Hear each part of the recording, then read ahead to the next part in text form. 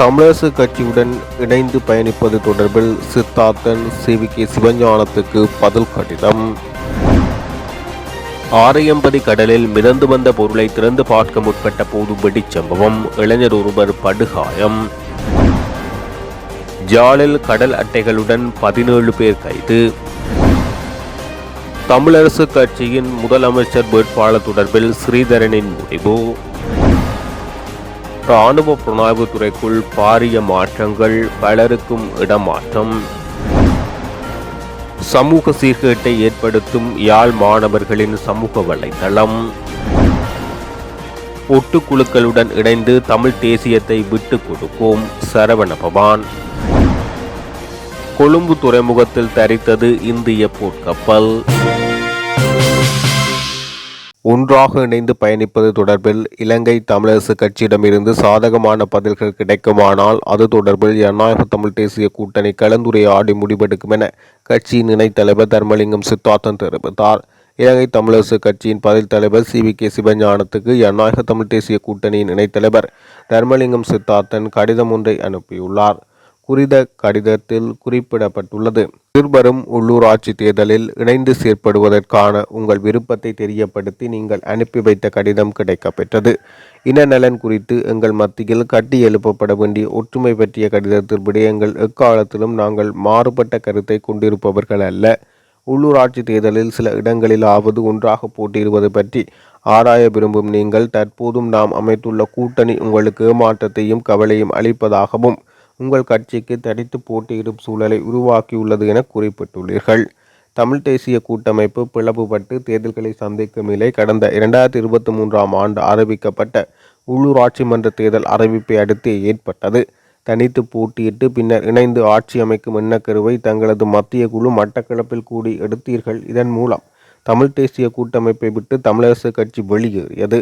பிரிந்து நின்று செயற்படுவதால் எதிர்காலத்தில் ஏற்படக்கூடிய பாதகமான விளைவுகளை ஆணித்தனமாக நாம் முன்வைத்த போதும் தமிழரசு கட்சியின் செயல் தலைவர்கள் அதனை ஏற்றுக்கொள்ளவில்லை.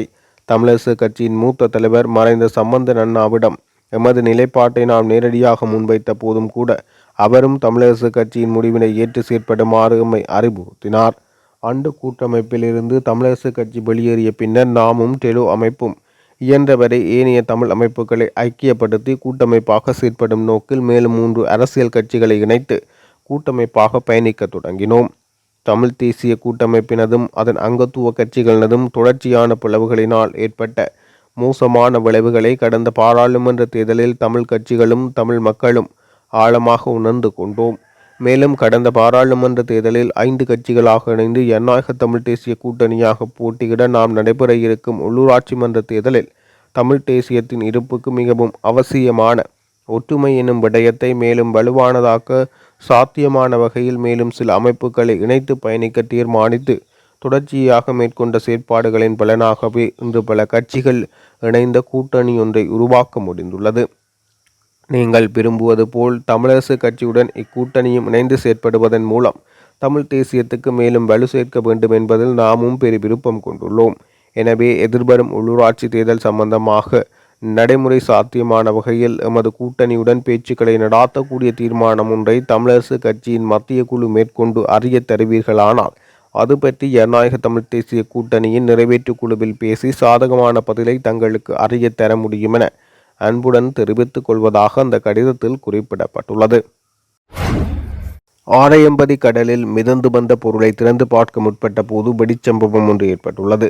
மட்டக்களப்பு காத்தான்குடி போலீஸ் பிரிவுக்குட்பட்ட ஆரையம்பதி கடற்பகுதியில் மிதந்து வந்த பொருளை திறந்து பார்க்க முற்பட்ட போது இடம்பெற்ற வெடிச்சம்பவத்தில் இளைஞர் ஒருவர் படுகாயமடைந்துள்ளார்.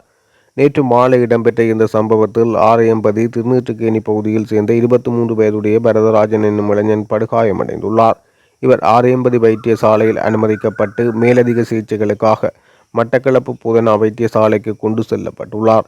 4 இளைஞர்கள் கடலில் குளித்து கொண்டிருந்த போது குறித்த பொருள் கடலில் மிதந்து வந்த நிலையில் அதனை திறக்க முற்பட்ட போதே வெடிப்பு சம்பவம் இடம்பெற்றுள்ளது. சம்பவம் இடம்பெற்ற இடத்துக்கு சென்ற போலீசார் மற்றும் இராணுவத்தினர் இது தொடர்பான விசாரணைகளை முன்னெடுத்து வருகின்றனர். யாழில் சட்டவிரோதமான முறையில் பிடிக்கப்பட்ட 4255 கடல் அட்டைகளுடன் 17 சந்தேக நபர்கள் கைது செய்யப்பட்டுள்ளனர். இலங்கை கடற்படையினர் யாழ்ப்பாணம், கல்முனை மற்றும் வினயா சோதி கடற்பகுதியில் மேற்கொண்ட தேடுதலின் போது குறித்த கைது நடவடிக்கை மேற்கொள்ளப்பட்டது. இதன்போது 4255 கடல் அட்டைகள் மற்றும் 4 டிங்கி படகுகள் கடற்படையினரால் கைப்பற்றப்பட்டன. இந்த நடவடிக்கையின் போது கடற்படையினரால் கைது செய்யப்பட்ட சந்தேக நபர்கள் யாழ்ப்பாணம், மணியந்தோட்டம், உதயபுரம், குருநகர், குருநாறு, பென்னகுருப்பு மற்றும் அரியாலை ஆகிய பகுதிகளில் வசிக்கும் 21 முதல் 56 வயதுக்குட்பட்டவர்கள் என தெரிவிக்கப்பட்டுள்ளது. சந்தேக நபர்கள் மேலதிக நடவடிக்கைகளுக்காக கடல் அட்டைகள், 4 டிங்கி படகுகள் மற்றும் சுழியோடி உபகரணங்களுடன் யாழ்ப்பாணம் சட்ட பணிப்பாளர் அலுவலகத்தில் ஒப்படைக்கப்பட்டுள்ளனர். வடக்கு மாகாண முதலமைச்சர் வேட்பாளராக போட்டியிடும் நோக்கம் எனக்கில்லை என பாராளுமன்ற உறுப்பினர் சிவஞானம் ஸ்ரீதரன் தெரிவித்தார். கிளிநொச்சியில் நடாத்திய ஊடக சந்திப்பில் அவர் இதனை தெரிவித்துள்ளார். மாகாண சபை தேர்தல் நடாத்துவதாக இருந்தால் தேர்தல் திருத்தம் முதலில் பாராளுமன்றத்தில் நிறைவேற்றப்பட வேண்டும். முன்னாள் பாராளுமன்ற உறுப்பினர் சுமந்திரனால் தனிநபர் பிரேரணை கூட கொண்டு வரப்பட்டது. ஆனால் 50% தொகுதி மற்றும் விகிதாசார முறைக்கு தென்னிலங்கையில் கடும் எதிர்ப்பு வந்தது. நாங்களும் அதற்கு எதிர்ப்பு. இவ்வாறான இழுபறியில் மாகாண சபை தேர்தல் உள்ளது. இவ்வாறானதொரு சூழ்நிலையில் மாகாண சபை தேர்தல் நடந்தால் முதலமைச்சர் வேட்பாளராக நிற்பதற்கு தயாரில்லை. கட்சி வழக்கில் உள்ளது. கட்சியில் உள்ளவர்களே வழக்கினை தாக்கல் செய்திருக்கின்றனர். தாயினை நீதிமன்றத்தில் வைத்துக்கொண்டு தாயிடம் உணவு கேட்பது, பாலருந்த போகின்றோம் என்று சொல்வது இன விடுதலைக்கான அரசியல் அல்ல. நாங்கள் செய்வது பதவிகளுக்கான அரசியல் அல்ல. இன விடுதலைக்கான அரசியல், பதவிகளுக்கு அரசியல் செய்வது தவிர்க்கப்பட வேண்டும். இவ்வாறான சூழல் இருக்கும் போது நான் முதலமைச்சர் வேட்பாளராக போட்டியிடும் எண்ணமில்லை என தெரிவித்தார். இலங்கை இராணுவ புலனாய்வு துறையின் முக்கிய அதிகாரிகள் பலருக்கும் திடீர் இடமாற்றம் வழங்கப்பட்டுள்ளமை பெரும் அதிர்ச்சியை ஏற்படுத்தியுள்ளது. தேசிய மக்கள் சக்தி அரசாங்கம் பொறுப்பேற்றவுடன் இராணுவ கட்டமைப்பில் பாரிய மாற்றங்களை படிப்படியாக ஆரவாரமின்றி மேற்கொண்டு வருகிறது. இதன் ஒரு கட்டமாக அண்மை காலமாக புலனாய்வு துறையிலும் பாரிய இடமாற்றங்கள் மேற்கொள்ளப்பட்டுள்ளன. கடந்த காலத்தில் இராணுவ புலனாய்வு துறையின் பணிப்பாளராக இருந்த பிரிகேடியர் புத்திக மகந்தண்டில பதவியிலிருந்து அகற்றப்பட்டு எதுவித பொறுப்புகளும் வழங்கப்படாமல் ஒதுக்கி வைக்கப்பட்டுள்ளார். இதனை அடுத்து பிரிகேடியர் பிரபோத சிறிவர்த்தன புலனாய்வுத்துறையிலிருந்து இராணுவ பேன்பாத்திய இசைக்குழுவின் பணிப்பாளர் பதவிக்கு மாற்றப்பட்டுள்ளார். இவர் புலனாய்வு செயற்பாடு தொடர்பில் விசேட பயிற்சிகள் பெற்றுள்ள இராணுவ அதிகாரி ஆவார். புலனாய்வுத்துறைக்கு இருந்த இன்னொரு பிரிகேடியர் சிரான் அமித் தற்போதைக்கு புனர்வாழ்வு செயற்பாட்டுக்கு பொறுப்பானவராக நியமிக்கப்பட்டுள்ளார். மற்றொரு பிரிகேடியர் பிரியலால் அனர்த்த முகாமைத்துவ நடவடிக்கைகள் பணிப்பாளராக இடமாற்றம் செய்யப்பட்டுள்ளார்.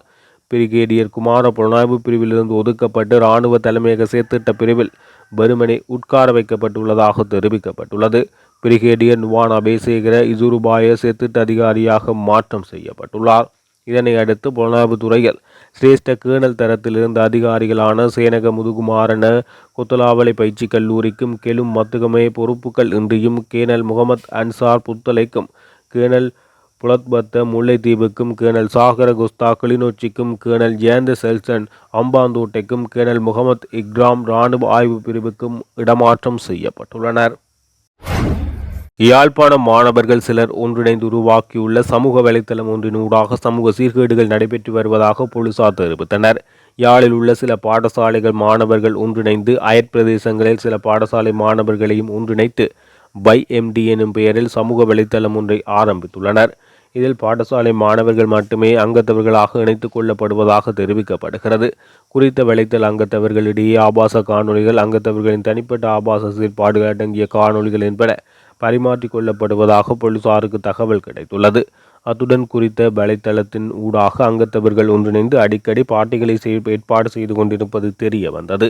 இது தொடர்பில் யாழில் உள்ள சில தன்னார்வ தொண்டு நிறுவனங்கள் நடவடிக்கை எடுக்க வேண்டும் என வலியுறுத்தியுள்ள நிலையில் போலீசார் மேலதிக விசாரணைகளை மேற்கொண்டுள்ளனர்.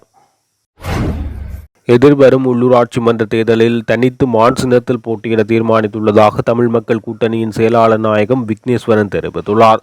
இது தொடர்பில் அவர் வெளியிட்டுள்ள அறிக்கையில் ஜனநாயக தமிழ் தேசிய கூட்டணி அழைத்ததன் பேரில் அவர்களுடன் கூட்டு சேர்ந்து எதிர்வரும் உள்ளூராட்சி மன்ற தேர்தலில் போட்டியிட முடியுமா என்பது பற்றி எமது கட்சியால் ஆராயப்பட்டது.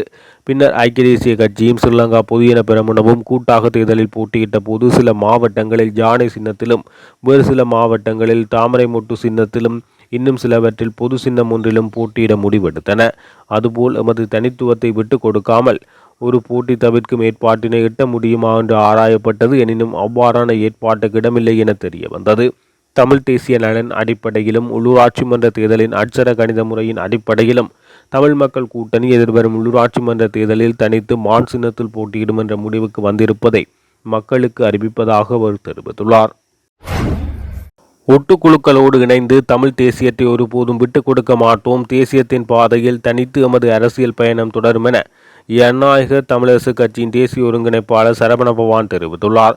உள்ளூராட்சி தேர்தலில் ஜனநாயக தமிழ் தேசிய கூட்டணி சார்பில் சங்கு சின்னத்தில் ஜனநாயக தமிழரசு கட்சி போட்டியிடப் போவதாக தகவல்கள் வெளியாகிய நிலையில் அது தொடர்பில் புலம்பெயர் ஊடகத்துக்கு வழங்கிய பேட்டியில் அவர் இதனை தெரிவித்துள்ளார். நாங்கள் ஒருபோதும் தமிழர்களின் உரிமைகளையும் தேசியத்தையும் விட்டுக் கொடுக்க மாட்டோம். விடுதலை புலிகள் தலைவர் கூட்டமைப்பை உருவாக்கிய போது அதில் ஒட்டுக்குழுக்களை இணைப்பதில் தயக்கம் காட்டினார். நாங்கள் ஒருபோதும் இருப்பினும் அந்த சமயத்தில் தம் தவறை உணர்ந்த EPRLF டெலோ ஆகிய கட்சிகளை மட்டுமே கூட்டமைப்புக்குள் இணைத்தனர். 2009க்கு பின்னர் தான் புளொட் அமைப்பில் இணைந்தது. தமிழீழ விடுதலை புலிகள் இருந்திருந்தால் ஒருபோதும் புளொட் கூட்டமைப்புக்குள் வந்திருக்க முடியாது. இப்போது புளொட்டும் மண்டியன் குழுவும் தாம் இப்போது ஒட்டுக்குழுக்கள் தான் என்பதை உறுதிப்படுத்தியுள்ளன. எம்மை போன்ற தமிழ் தேசிய கட்சிகளுடன் பேச்சு நடத்தியவாறு பின்கதவால் EPDPயில் இருந்து பிரிந்து சென்று போர்க்குற்றவாளி மகிந்தவை நியாயப்படுத்திய சந்திரகுமாரின் கட்சி ஸ்ரீடெலோ போன்ற மக்கள் விரோத சக்திகளை இந்த கூட்டுக்குள் இணைத்துள்ளனர். இப்படி மக்களின் இரத்தத்தை குடித்தவர்கள் இருக்கும் கூட்டணியில் நாம் இணைய முடியாது. அதனால் இந்த ஒட்டுக்குழுக்களோடு இணையாமல் தனித்தே உள்ளூராட்சி தேர்தலில் களம் இறங்குவோம். இளைஞர்கள் எங்கள் பின்னால் வர தயாராக இருக்கின்றனர் என தெரிவித்துள்ளார். இந்திய கடற்படையின் போர்க்கப்பலான INS குதார் உத்தியோகபூர்வ விஜயத்தினை மேற்கொண்டு கொழும்பு துறைமுகத்தை வந்தடைந்தது. இந்த கப்பல் நேற்று காலை கொழும்பு துறைமுகத்தை வந்தடைந்ததாக இலங்கை கடற்படை தெரிவித்துள்ளது. கொழும்பு துறைமுகத்தை வந்தடைந்த குதார் என்ற ஹார்பர்ட் வகை கப்பல் 91.16 மீட்டர் நீளம் கொண்டது. இந்த கப்பலில் 129 பேர் கொண்ட பணியாளர்கள் உள்ளனர். மேலும் இதற்கு தளபதியாக நிதின் சர்மா தலைமை தாங்குகிறார்.